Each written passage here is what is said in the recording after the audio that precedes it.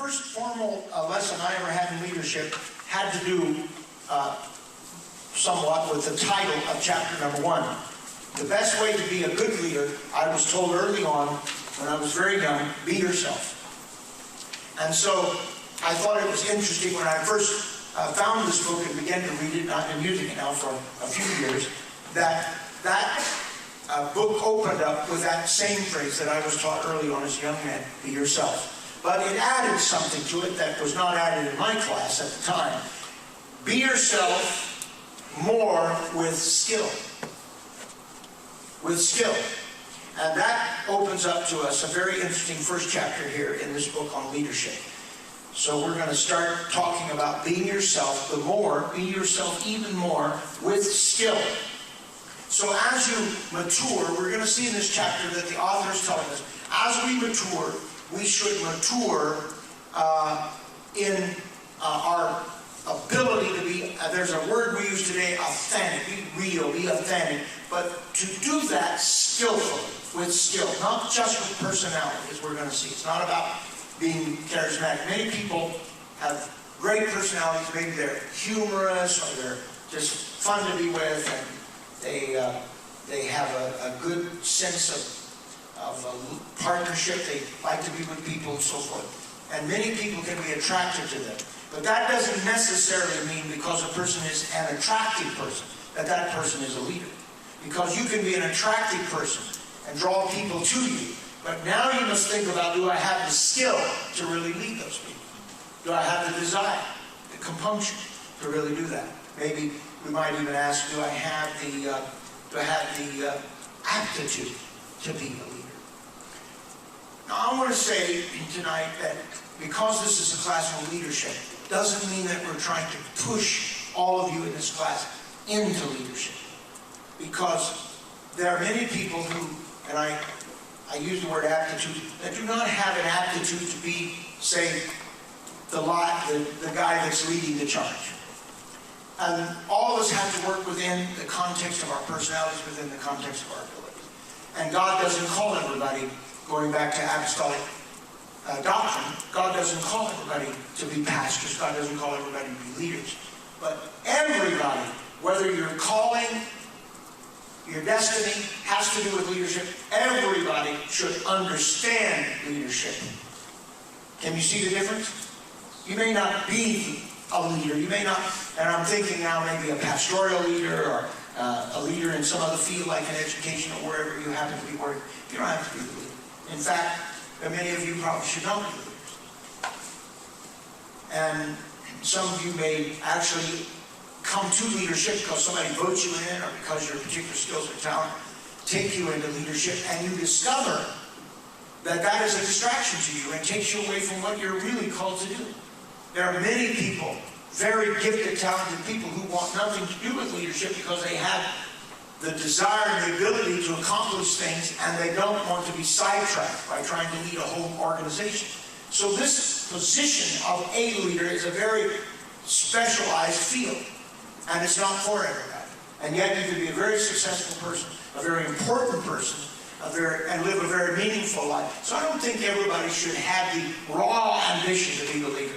In fact, you should be able to be a leader and a follower in any given sense of endeavor, or any kind of endeavor. So I shouldn't have to be the leader of everything.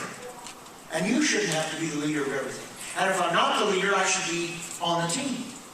Right? I should be helping whoever the leader is, doing my part. So what I want you to understand in this class particularly is not just how to be a leader, and I ought to be a leader, or somebody's trying to push you in to be a leader, and if you're not a leader, you're nothing. All I want you to get in this class is how important leadership is. Everybody get that? And can you bring that into your own soul now? Bring that into your mind and say, I don't have to be a leader. I'm not necessarily looking to be a leader, but I do want to understand leadership. In fact, you're more likely to be a leader if you should have the ambition to be a leader, or you feel like maybe God's calling you in a specific way, and that particular opportunity is unfolding in your life. You might be a better leader and have an opportunity to be a leader if you don't think about being a leader so much. So here we come now to a line I want you to underline. This is kind of the way we're going to deal with this book. I'm not going to read the book to you. But as we go through these pages, I want to try to point out different things that I think are very meaningful to you. And the first is found in the third paragraph at the bottom of the page. First, organizations desire leaders, but structures themselves in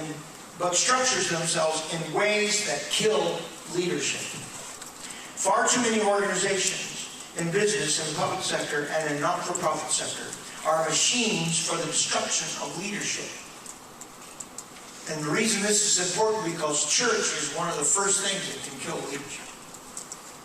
There are many, many, many good men and good women that have become pastors, and the church was structured in such a way that you could not lead the church. So because you are voted into a job, this is why many people, before they take a secular job, are going to try to learn something about the particular structure, say, of an organization or a business, before they say, well, yeah, I'll do that. They want to know some things about the company's structure before they decide whether or not they want to take the job. Now, what are they looking for? Now, would you allow me to make some very candid personal references here, so I'll put you in a kind of in a setting.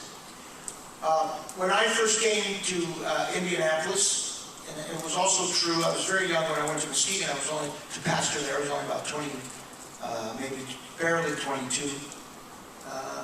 Maybe I was 21 on my way to becoming 22, or 22 on my way to becoming 23, I can't remember. But anyway, I had a long talk with that church. I was very interested in the structure of the church. When I came to Indianapolis, I was even more focused, or when I was thinking about coming to Indianapolis, I was even more focused on whether or not I wanted to come.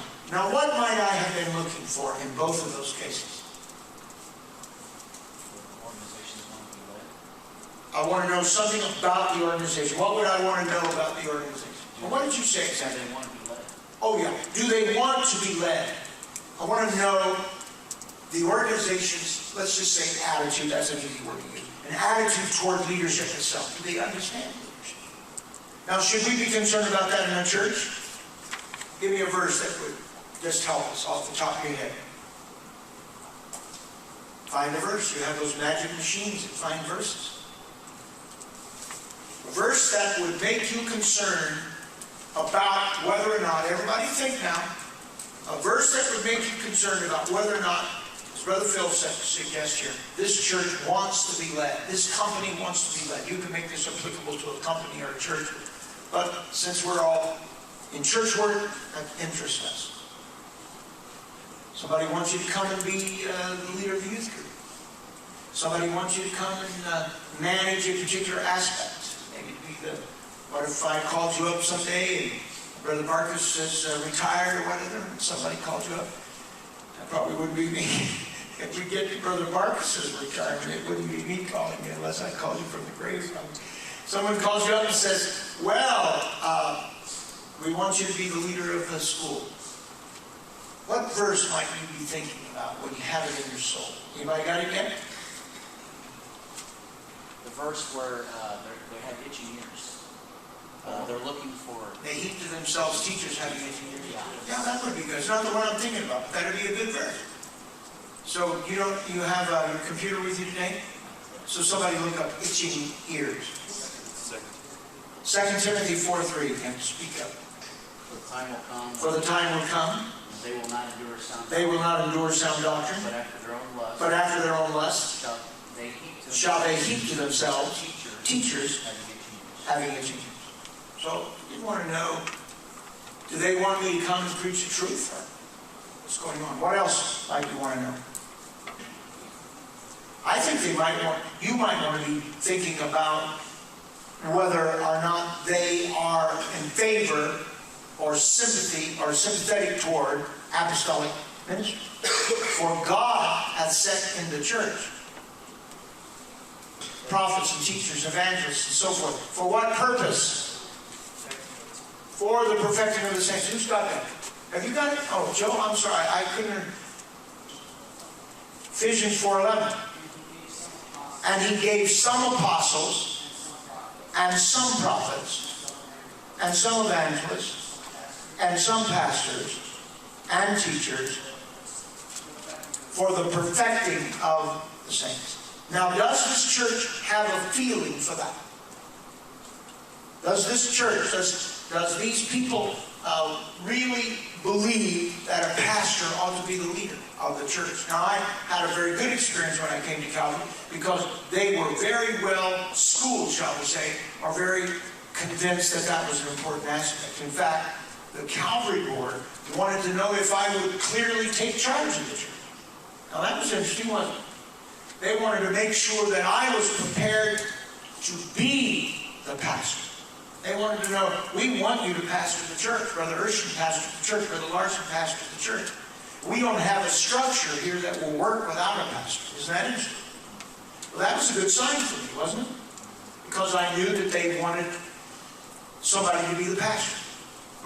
This will be interesting to you. When Brother Larson left the church, because he had already committed himself to San Diego, and there was a period when Calvary did not have a pastor, except for Brother Larson, who was still serving kind of as the pastor, even though he's already moving to San Diego. They cleared every decision by Brother Larson before I got here. Every decision. Because they did not want to make any move outside of a pastoral influence. That's kind of interesting, isn't it? So, well, that gave me a good feeling, because they truly want to be pastored. Now, what might I be interested in after I got here? Leadership is already in place. That's better. I like the way you said that. So, what would I be concerned about after I got here? The leadership is already in place in the church. The submission of the leadership. What leadership are you talking about? The board and that sort of thing? Youth ministry, assistant pastorship. Yeah, of course, I've got to find that out, right? But when I came here, I was really thinking, are they going to keep this deal? Is this really going to work out? Because they were very, very clear as to how they felt about ministry, and I wondered whether or not they were going to actually act on that. So, and one of the very first decisions we made had to do with Indiana Bible College, and they were pretty shocked, but they acted. And I believe it's been a positive for the church, because it took the church into a whole new era of structure. It forced it on us. So I think the church was hurting in a lot of ways. No one wanted Brother Larson to leave. Well, there's always somebody wants you to leave. There's people who want me to leave. But for the most part, they loved Brother and Sister Larson, didn't want them to leave. Brother and Sister Larson had an opportunity to go take the church in San Diego, which was, of course, Brother Gray's church, and it was the church they were historically connected to, and it was like going home for them. So there was a lot of emotion there. So my feeling was, would they really follow through and put into my hands the reins of this church? Because they didn't know me very well. But they have proven, not only on that moment, but every step of the way, that they believed in apostolic authority. That's a good thing. So, but what's the bad thing, might you imagine, about it? If I'm in an organization right now, and a church right now that's completely cooperating with me, what should I be worried about? Who's got the responsibility here?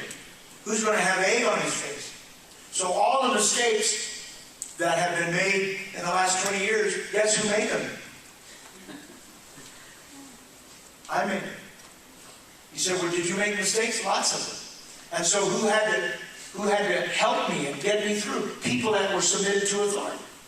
So this is an important, do you understand this? You got to know how the organization feels about leadership. In my case, it was very clear. I have worked, if you heard me say this before, I worked as an interventionist in many churches through the years. I usually put the number somewhere around 60 different churches. I believe that's about right. But I have been in churches where there was no understanding of leadership. And I've seen people get trapped in this and their lives completely made miserable, if not destroyed. And Brother Brown, you've been around long enough to know about some of these situations where churches didn't really want pastors. They didn't want apostolic authority. They didn't want leadership. And those churches suffered. To this day, I can point out churches all over the country, some I've been associated with, some I just know about, that never have understood leadership. That's why I say I want you to understand leadership. Leadership, by the way, is not always about the leader being right. He's not always right. But he still always has the responsibility. Yesterday I was going down, I was driving into church and I was listening to some of these comments that President Bush had made. He must have made some kind of documentary or something where he was walking through the entire day of September the 11th. And he mentioned at one point that he knew several times, and I didn't get to hear it all. I'd like to get a copy of that and be able to listen to it all the way through. It sounded very interesting. I hadn't heard it before. And he's saying, I know I'm the president. I'm the president. And he said, I know that it's possible, something along this line, like I may make some mistakes. I have made mistakes maybe, but I've got to make a decision because that's what leaders do, make decisions. Because you can't go forward without somebody making a decision. This is important stuff. And watch the scripture. Keep it, the scripture in Ephesians chapter 4. God has set in the church. You've got to know that if God, Brother Corsi, has set something in the church, if I'm going to deal with the church, I've got to work this out.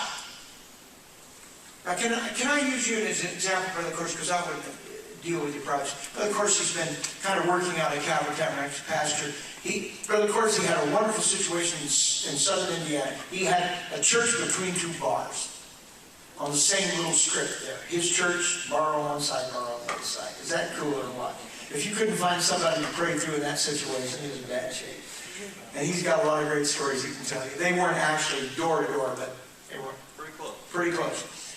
And so, first time I preached out there you were, door to door. But he's been working as an evangelist out at Calvary Tabernacle. So he's had a few calls to take some churches in the different places. And every time Brother Corsi's come to talk to me, or just have a little counsel and sit and have a cup of coffee, you're always concerned about this one issue, because you have enough experience to know now that your life can be destroyed, and the church is just not going to go anywhere. It doesn't matter whether it's Brother Brown, Brother Corsi, Brother Mooney, Brother Bernard. It doesn't matter who it is. The church has got to have some idea of the importance of leadership. And you, as a preacher, need to put this, you need to have this circle if you happen to have this book, and you must get this book. Don't horse around too much longer, because I want to get mad. You've got to understand that organizations, churches, businesses can actually bring about the destruction of leadership. Isn't that an interesting way this good man begins the book here? An organization can destroy your talent, destroy your leadership. They encourage either conformists or role players with an impoverished sense of who they are and what they stand for. Neither makes for effective leaders. And of course, this gives rise to legions of disenchanted followers, producing the deepest organizational malaise of modern times, cynicism. Now, I'm not an expert in every field, but I can tell you that if you had to just, and I know this is college, otherwise I wouldn't say it. We probably wouldn't say this in church. But I'm telling you, all around this country, there are situations. Churches are never going to grow because there's just a disproportionate understanding of leadership. Does anybody in this room not get this point? And a church can destroy you. So you've got to work this out. Because if you and the church don't work this out, the people then are going to be destroyed. So what happens to you? You understanding this? Are you drawing some charts and graphs? If you go into a church saying, I'm going to be the pastor, and you find out that they're not expecting you to be the pastor and don't want you to be the pastor, there's going to be a conflict. And who gets hurt? The people get hurt. Because you can't go forward. The church gets hurt. The business gets hurt. And you can't move forward. Now, when I say leadership in this context, I'm not talking about bad leadership. Can a pastor be a bad leader? Oh, absolutely. Can a church be turned over to a person and say, you're the pastor? Does that automatically guarantee success? Not ever. Because he could be a bad leader. He could have the permission to be a leader and not understand how important leadership is, and may not know how it works. So what we're going to try to dig out in this class, since this is supposed to be advanced leadership, we're going to start talking about how leadership is supposed to work. Because God forbid you should ever be in a place that somebody says, you're the man in charge, and here it is. You better know what you're doing. And again, if I can use a personal reference, when I first came to Calvary, because I want you to feel what I'm teaching about has a real theater in which it all unfolds. And so, the first thing the Calvary Board did was submitted all their resignations and slid all the books and all the situations in the church across the table. And Brother Spot, you still see him doing it today, pushing the whole thing across the table. They didn't know me that well. Well, that was a scary moment, because now I better be able to do something and figure out a way to pick up the pieces. And to start the process of, as we might say, euphemistically speaking, getting a hold of the church. Since I was prepared that that might happen, I made sure I did a careful research with Brother Hersham, Brother Larson, with others, to make sure there wasn't anybody on that board that I needed to accept their resignation. As it turned out, there was none. We had a good board, they were good men, they were acting in good faith when they slid their resignations across the way, and so my first act as pastor was to refuse their resignations and keep them all on the board, which was a very good choice. And many of them are still there today. And we've had a wonderful 23 years together. Why did you expect that? Well, because I knew from talking to them that they wanted the church to go forward, that they were kind of at the end of the proverbial rope in a way. They'd been through 40 candidates. I could see that it was a lot of stress. I'd had long talks with Brother Hersham and Brother Simonson, Elder Brother Simonson at that time. So I knew a little bit about what was going on. Plus I knew people in the church. So there was enough communication going around. And I had been asked to try out for the church in, say, about November, this 1st of December, right in there, and I had refused. Because when I walked in on that occasion, there was just so much division, and there was so much confusion. It wasn't like open, but it was there. And so I wrote them a letter and withdrew any consideration, which I thought was the end of the journey, really, because, you know, when you just say, please do not consider my name. So then, as we moved into March and April, came back up. Or as we moved into February, toward the end of February, came back up. And by the end of March, the whole situation changed. So I was aware that they were really wanting leadership. And I felt they were sincere in that, and I suspected that they might submit their resignations. This is often done in situations where people really are advocating a real change. It's not required. Submission? Is that what that is? Well, I think it was submission. Yeah, it was like, here is our resignation. It's not always a smart thing to do. I wouldn't recommend boards doing that in every case. But I think in this case, it was a signal to me, we trust you. That was a very dangerous thing for them to do. They wanted me to know that they trusted me. So that was a good thing. And I wanted them to know that I trusted him. So we solved that problem right there. Because there was a lot, I don't know, none of you were alive when all this was happening, but this was, well, a couple of you might have. So, I mean, it was pretty dramatic. Yes, Brother Corson? This may sound weird, but, you know, I've never heard a preacher define in public with a microphone what the purpose of a church board is. Well, who did that for you? You mean today? No, I was wondering if you could do that for me. Oh, I was going to say, I don't think I've defined it either. Yeah.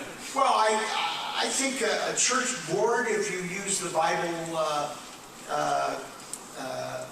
concept of deacons and elders, and you use the book of Acts example where they appointed them elders to help care for this and care for that. In the case of the book of Acts, you know, to take care of the daily administration of the widows and all this sort of thing. I think that defines what they're for. They're there to assist the pastor